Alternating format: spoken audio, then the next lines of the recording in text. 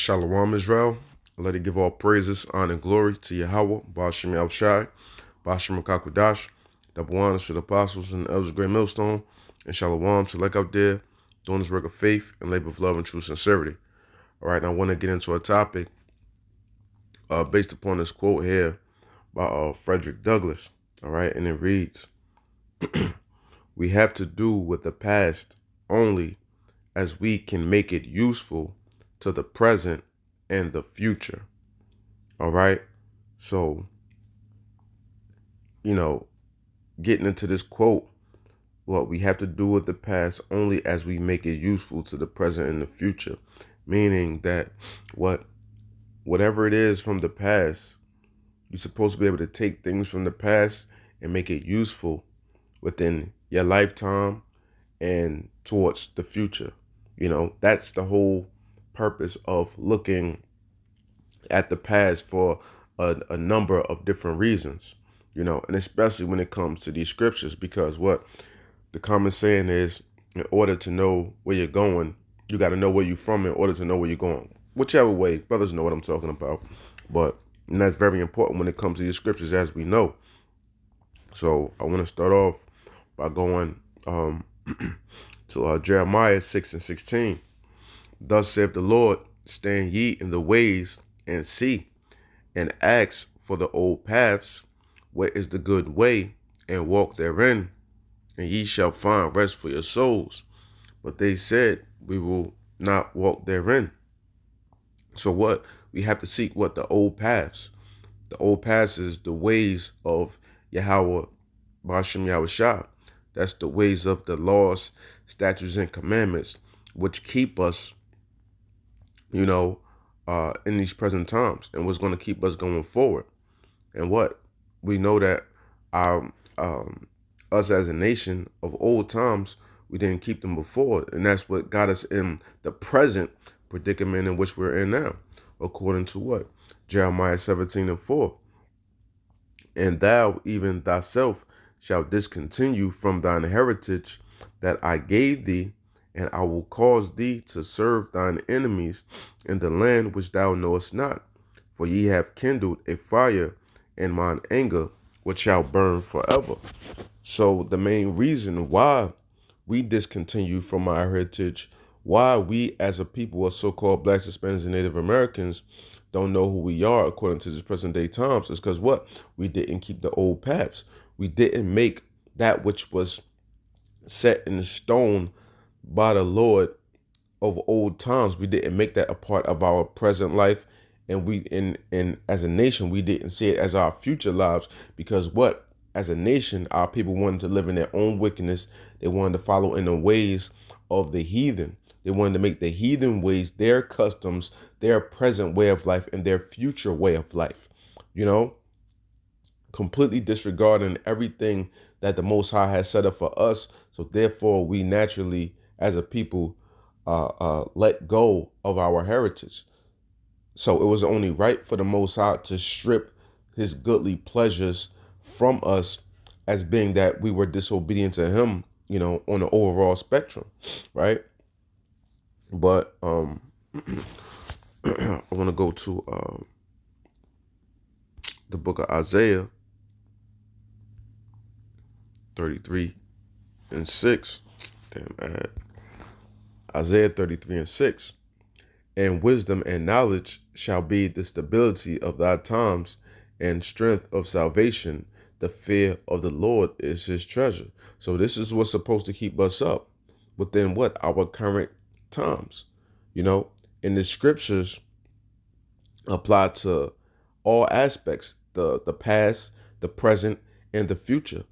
But the average person out there, they can't see that. They can't see how these scriptures apply unto their life, whether it be past, whether it's present, or the future.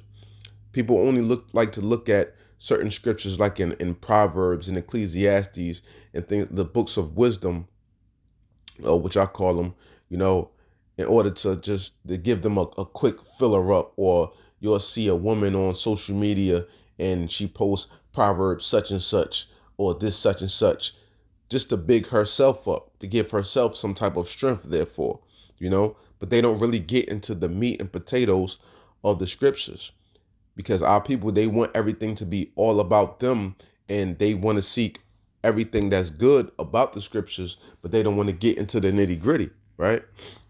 Um, um, I'm gonna go to Proverbs 1:1, because this is what these scriptures is for. Proverbs 1:1, the Proverbs of Solomon, the son of David, king of Israel, to know wisdom and instruction, to perceive the words of understanding, to receive the instruction of wisdom, justice, and judgment and equity, to give subtlety to the simple, to the young man knowledge and discretion. A wise man will hear and will increase learning, and a man of understanding shall attain unto wise counsels. To understand a proverb and the interpretation, the words of the wise and their dark sayings.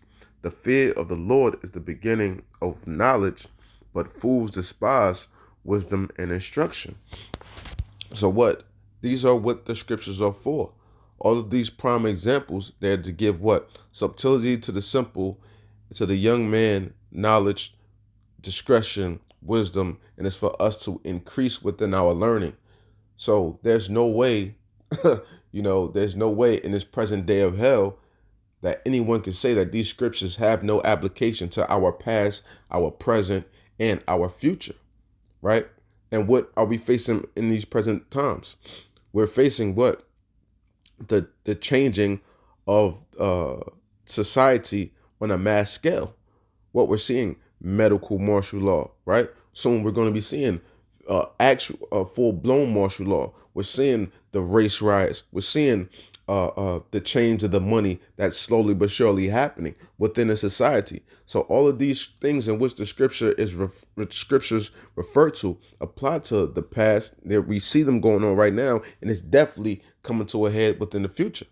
All right, and that one make me want to bring to that you can see what this most fantastic device ever. I don't know how old this is, but I seen this and it said this is a show. This is a kid's show on Netflix called Stretch Armstrong. So I don't know, how old or how new this is, but these clips and stuff be floating around on social media and stuff like that. So I just wanted to post this because this is more of what the conditioning that's leading up into present day time. Okay.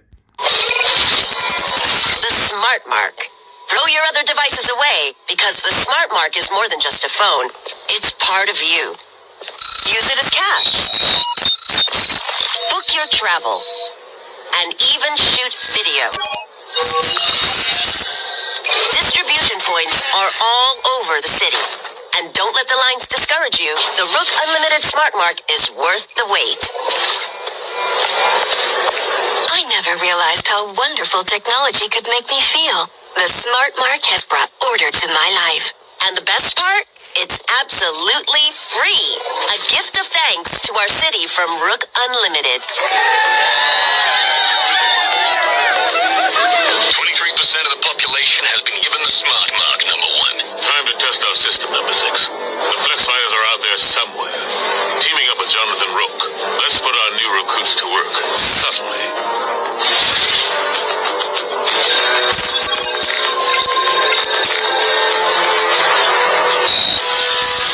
We should find the Flex Fighters.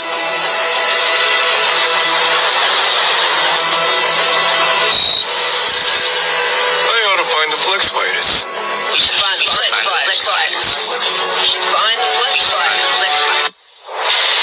Growing up in this city, the streets of Old Town, I saw the worst mankind had to offer. Chaos, disorder. I vowed to make it all change. To make it all better. All these years working in secret. Rising up the ranks of the tech men. It was all leading to this day. Order has finally been established in Charter City. No child will have to fear for their safety again. The people owe you the greatest of debts, number 1. For liberating them from the chaos of their lives. Right. So you see all that, what it was talking about there, and it talks about giving it to the people for free and different things like that. the smart mark. This all leads up to what? The mark of the beast, the RFID chip, man. And in that show, what they're basically conditioning, the kid, or programming the kids' minds to see, and accept what will come ahead of time. Just like with this clip here, I'm not going to play too much from this Dabu 7 clip, but you see, he says what? Here's how a cashless society will affect your day to day. And he's basically getting into, the fact of them wanting to implement